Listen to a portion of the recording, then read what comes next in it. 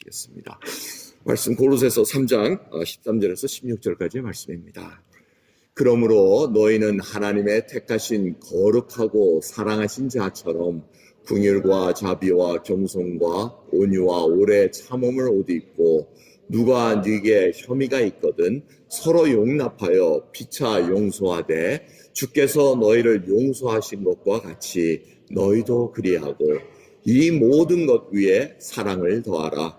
이는 온전하게 매는 띠니라. 그리스도의 평강이 너희 마음을 주장하게 하라. 평강을 위하여 너희가 한 몸으로 부르심을 받았나니 또한 너희는 감사하는 자가 되라. 아멘. 우리 찬양제 찬양 감사합니다. 예수 그리스도를 믿고 그 공고한 길을 걸어가는 그 사진이 앞에 나와 있습니다. 정말 예수 그리스도를 믿은 후에 저희들이 걸어갑니다. 순례길입니다. 여정입니다. 정말 나그네와 같은 길을 지금 걸어가면서 저희들이 걸어가는데 여러분 방향을 아십니까? 정말 어디로 향해 가셔야 되고 어떻게 가셔야 되는 길인지를 알고 계십니까? 이제 성경은 그것을 저희들에게 알려주고 있다는 겁니다. 이 골로새서 오늘 본 말씀은 골로새 지방에다가 사도 바울이 편지를 씁니다. 정말 복음이 들어가서 잘 자라고 있다고 소문이 난 교회입니다. 그래서 이 골로새서 1장 6절을 보면은 이 복음이 이미 너에게 이름에 너희가 듣고 참으로 하나님의 은혜를 깨달은 날부터 너희 중에서와 같이 또 온 천하에서도 열매를 맺어 자라는도다 하고 얘기하고 있습니다. 복음이 들어가는 곳마다 열매가 맺어 자란다고 얘기하고 있습니다. 여러분 구원을 얻었다는 것, 예수 그리스도를 나의 구원자로 믿고 구세주로 믿고 나의 만왕의 왕으로 믿고 간다는 것은 바로 다른 나라에 산다는 것을 의미합니다. 그래서 성경을 가만히 보시면 신약의 모든 사도 바울께서 쓰신 이 말씀은 교리적인 면과 생활적인 면을 같이 아우러져 쓰고 있습니다. 앞에는 항상 복음이 그리고 그때 상황이 어떠했고 어떠한 모습에 있었다가 예수 그리스도의 그 죽으심으로 말미암아 어떤 구원을 받았는가 알려줍니다. 그러면서 결국 그걸 적용할 수 있는 면, 하나님 나라의 백성으로 살 수 있는 방법이 무엇인가, 그 생활의 면이 무엇인가에 대해서 새 생명이 가진 자로서 개인 생활은 어떻고 가정 생활은 어떻고 사회생활은 어떻고 하나님의 나라의 백성으로 사는 삶이 무엇인가, 어떤 열매인가를 알려주고 있다는 것입니다. 그래서 이 말씀이 굉장히 중요하다는 것을 다시 깨닫게 됩니다. 여러분 우리가 종교개혁주의를 항상 맞이할 때마다 이 개혁주의의 이 말씀을 저희가 듣습니다. 이 개혁주의는 장로교의 근간을 이룹니다. 칼빈께서 이렇게 주장을 했는데 오데 솔라라고 합니다. 라틴어의 이 오직 솔라라는 이 뜻. 그래서 이 개혁주의 신앙 장로교에서는 오직 성경 솔라 스크립처, 그다음에 오직 그리스도 솔라 크리스토스, 오직 은혜 솔라 그라시아, 오직 믿음 솔라 피데, 오직 하나님께 영광 솔라 데오 글로리아 해가지고 이 5대 솔라가 바로 이 모든 것의 근간을 이룬다고 우리가 믿고 나갑니다. 성경 이외에 아는 것은 우리가 믿을 수가 없다는 겁니다. 성경이 가장 최고의 권위고 오직 예수 그리스도만이 구원을 베풀어 줄 수 있다는 것. 근데 그것이 다 은혜로 말미암아 일어나고 우리가 믿음으로, 그리고 우리의 사는 것은 바로 하나님께 영광을 돌리기 위함이라는 것입니다. 전에는 나의 영광으로 살았으나 이제는 하나님의 영광을 강구하며 살아가는 그런 순례의 여정을 걸어가고 있다는 것입니다. 그러면서 이 5대 솔라 외에도 개혁주의 5대 강령이 있습니다. 5대 교리라고도 합니다. 튤립 약자를 따서 이제 total depravity, 인간은 전적으로 타락됐다는 겁니다. 인간은 다 죄악에 물들어 있기 때문에 하나님을 찾을 수가 없다는 것입니다. unconditional election, 무조건적인 택정입니다. 하나님께서 우리를 보셔서 우리가 이뻐서 은혜를 베풀면은 마치 우리가 반응을 잘 보일 것 같아서 착해서 이렇게 해서 우리를 선택한 것이 아니라는 겁니다. 무조건적으로 우리를 선택하셨다는 겁니다. Limited Atonement에서 제한적 속죄입니다. 하나님은 만인을 위해서 돌아가셨으나 그 효력은 믿는 자에게만 효력이 미친다는 것입니다. Irresistible Grace, 불가항력적 은혜라는 겁니다. 하나님께서 은혜를 베푸신 우리가 거절을 할 수가 없다는 겁니다. 여러분들 하나하나가 다 불가항력 은혜를 받았기에, Irresistible Grace를 받았기에 하나님 앞에 지금 나와서 죄 은혜를 강구한다는 것입니다. 마지막으로 Perseverance of Saints에서 번역은 성도의 견인입니다. 근데 우리가 견디는 것이 아니고 하나님께서 이끌어 가신다는 겁니다. 하나님께서 오래 참으시고 우리를 목적지까지 끌고 가시고 이끌어 주신다는 것이 바로 튤립 개혁주의 5대 강령이라는 것입니다. 이것이 다 성경을 다 설명한 건 아닙니다. 하지만 집약적으로 아주 골격만을 딱 알려주는 귀한 교리라는 것을 우리가 다시 한번 생각해야 됩니다. 이러한 말씀 속에서 지금 사도 바울이 다시 한번 이 하나님의 은혜로 구원받은 자들은 이제 어떻게 살아야 되는가, 골로새서 3장 1절부터 쭉 보면 옛날에는 어떻게 살았고 옛 옷은 어떻고 옛 사람이 어땠고 이런 것들을 다 얘기합니다. 그래서 이제는 새 사람이 되었으니, 하나님의 은혜로 새 사람이 되었으니 이제는 새 옷을 입으라고 얘기합니다. 하나님의 자녀로 영생을 얻었으니 영생을 얻은 자 다 같이 이렇게 살라고 얘기를 하고 있습니다. 그래서 오늘 본 말씀을 보면은 이 13절부터 보면은 긍휼과 자비와 겸손과 온유와 오래 참음을 옷 입으라고 얘기합니다. 그럼 이것이 달라졌다는 것입니다. 예수 그리스도를 믿은 후에는 옛날에는 우리 마음대로 살고 내 편한 대로 살았으나 이제는 하나님의 긍휼을 입은 자처럼 이제는 긍휼을 베풀라고 얘기합니다. 그것이 옷을 입었다는 표현을 합니다. 드러낸다는 것입니다. 여러분, 새 옷을 입으면 얼마나 기분이 좋습니까? 그렇기에 하나님께서 이제 새 옷을 주셨다는 겁니다. 긍휼과 자비와 겸손과 온유와 오래 참음에 그 옷을 이제 주셨기에 우리가 그것을 입고 간다는 겁니다.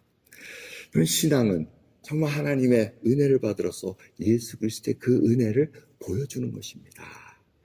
그래서 옛날에는 우리는 세상에 살 때는 정말 높아지려고 했고, 정말 뭔가 얻으려고 그랬고, 정말 우리로 하여금 인정받는 그러한 삶을 살기를 원했으나 예수님은 정반대의 얘기를 합니다. 하늘나라에 사는 자에는 지극히 작은 자에게 행한 것이 바로 예수 그리스도께 행한 것이라고 얘기를 합니다.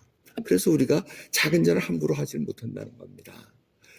그래서 주님께서 오늘 두 번째 말씀하시기를 이 옷을 입고 피차 용서하는데 주께서 너희들에게 용서한 것처럼 피차 용서하라고 얘기합니다. 여기서 보면 누구에게 혐의가 있거든, 누구에게 불만이 있거든, 혹시 마음속에 응어리진 것이 있거든 용서하라고 얘기합니다.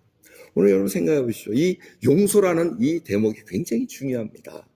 이 용서는 옵션이 아니라는 겁니다. 용서 없이는 화목이 있을 수가 없습니다. 그래서 화평과 이런 모든 것들이 다 어우러지는 것을 얘기하십니다. 여러분, 혹시라도 예수 그리스도를 믿은 후에도 이 용서라는 대목이 만약 옵션이라고 생각하면은 생각을 바꾸셔야 됩니다. 이 옵션이 아닙니다. 맨데토리입니다. 베드로가 그렇게 물어보지 않습니까? 주님, 형제를 몇 번 용서해야 됩니까? 7번이면 족합니까? 이렇게 얘기합니다. 자기 생각에는 7번 정도 용서하면 이 정도면 하나님 대단하죠 하고 이렇게 칭찬받으려고 했었습니다. 주님께서 뭐라 그럽니까? 70번씩 7번이라도 할지니라. 머리가 좋으신 분은 490번만 하면 되는가? 그게 아니고 성경은 490번, 이 70번씩 7번, 7은 굉장히 중요한 숫자입니다. 컴플리트한 넘버입니다. 언리미티드입니다. 온전하게 다 용서해 주라는 얘기입니다. 이것이 바로 신자 상호 간의 책임이라는 것입니다. 용서하는 것. 근데 참 이 용서를 여러분 조금 더 설명해 드리기를 원합니다. 이 용서라고 하라고 말씀하신 다음에는 이 모든 것 위에 사랑을 더하라고 얘기합니다. 사랑 없는 용서, 여러분 생각해 보셨습니까? 그런데 가능하다는 겁니다. 용서하지 않아도 사랑이 있을 수 있을까요? 그렇지는 않을 것 같고, 사랑 없이도 용서할 수 있다는 것입니다. 그것은 뭐냐면 바로 하나님의 말씀에 순종한다는 겁니다. 그런데 사랑 없이 가능하다는 얘기입니다. 좋은 예가 다윗이 사울왕, 장인 사울왕으로부터 쫓김을 당할 때입니다. 자기 목숨을 해하려고 사울왕이 막 쫓아옵니다. 다윗이 굴 속에 숨었습니다.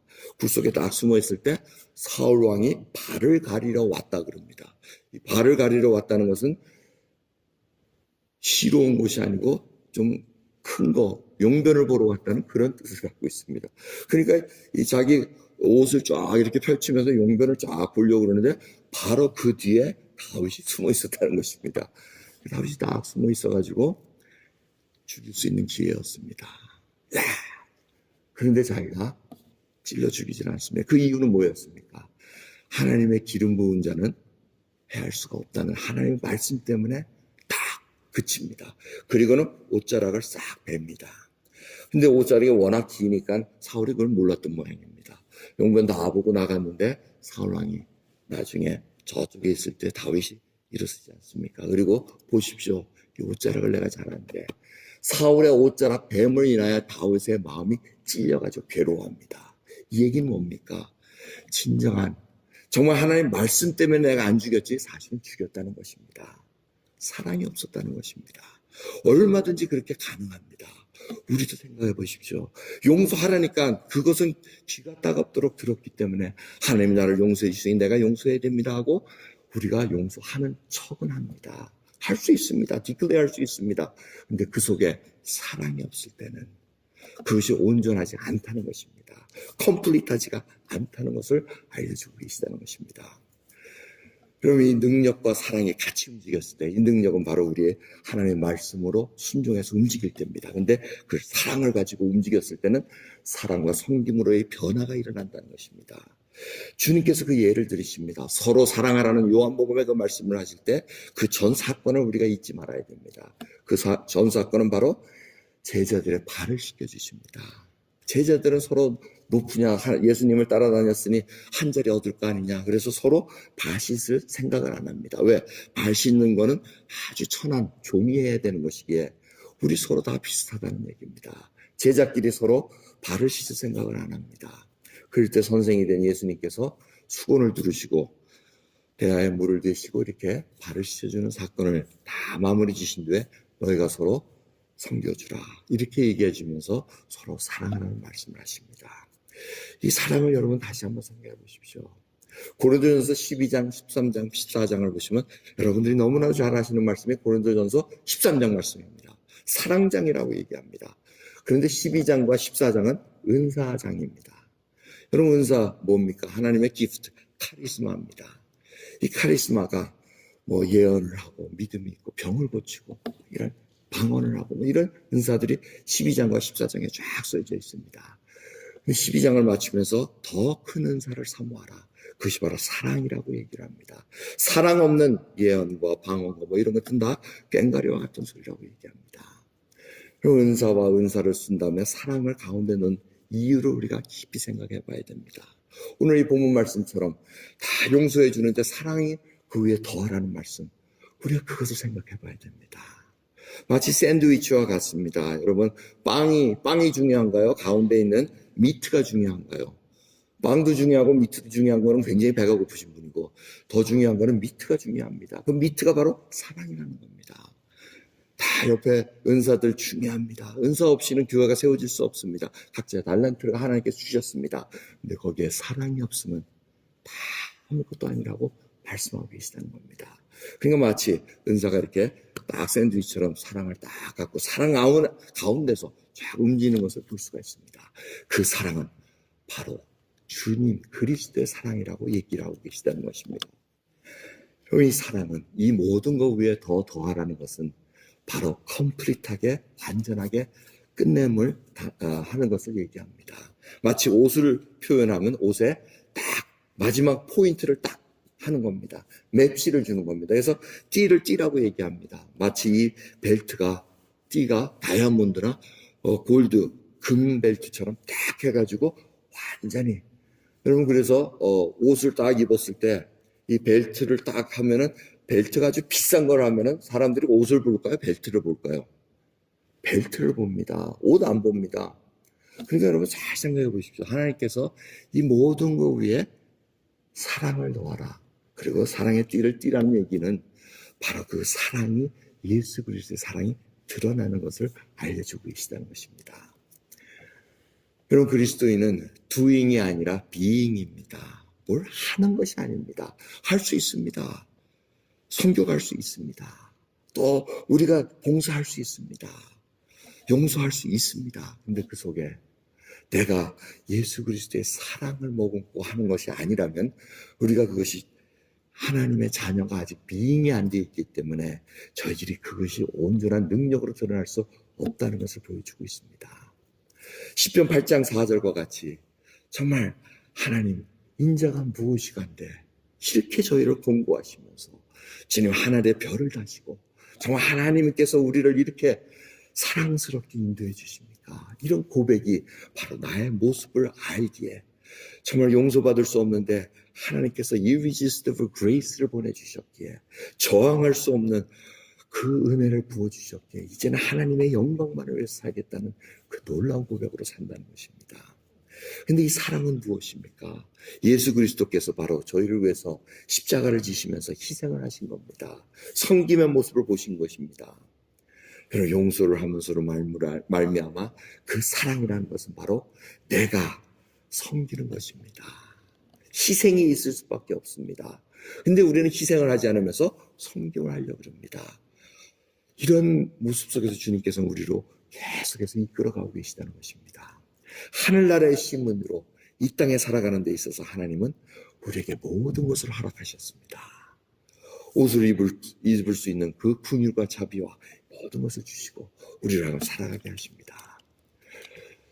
이 사랑은 정말 그 가운데 딱 움직이면서 우리로 하여금 나올 수 있는 하나의 원천입니다. 예수 그리스도의 사랑이 바로 우리 속에 움직일 때, 생명이 나올 때 그것이 우리로 하여금 하나님의 능력을 드러나게 한다는 것입니다. 요한계시록 2장 2절부터 보시면 에베소에 대한 하나님의 책망이 있습니다. 근데 그 에베소 교회는 우리가 볼 때 너무나 잘하고 있습니다. 정말 두잉을 잘하는 교회 같습니다. 행위가 있고 수고와 인내가 있었다 그럽니다. 악한 자를 용납하지 않았다 그럽니다. 자칭 사도 거짓 선지자들을 딱딱 잘 잘라냈다고 합니다. 그런데 게으르지도 않고 견디기도 하고 잘했는데 한 가지 문제가 있었다고 얘기합니다. 그것이 바로 내가 너를 책망할 것이 있으니 너의 처음 사랑을 버렸느니라. 갑자기 사랑이 식어버렸다는 것입니다. 주님께서 그 사랑을 회복하기 위해서 회개하고 처음 행위를 가지라고 얘기합니다. 그럼 우리에겐 정말 그러한 사랑이 있습니까?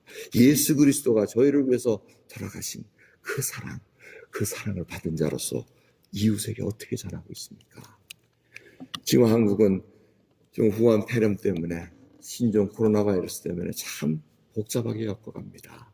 후원에 있는 교민들을 데려오려는데 이 장소가 바뀌면서 어디로 가야 되나? 우리 땅에는 데려오지 마십시오. 우리 땅은 밟지 않게 해주십시오. 이 많은 데모들이 일어났습니다. 그런데 마지막으로 이 아산에 있는 분들이 이렇게 피켓을 들고 옵니다. We are 아산 하면서 고통과 절망 속에서 많이 힘드시죠. 이 아산에서 편안히 쉬었다가 가십시오. 고통받는 교민들을 위해서 기도하겠습니다. 라고 이렇게 많은 주민들이 나와서 환영을 하고 있습니다. 여러분 아산에 이렇게 움직였던 수행됐던 버스에 탄 주민들의 모습들이 교민들의 모습들이 나옵니다.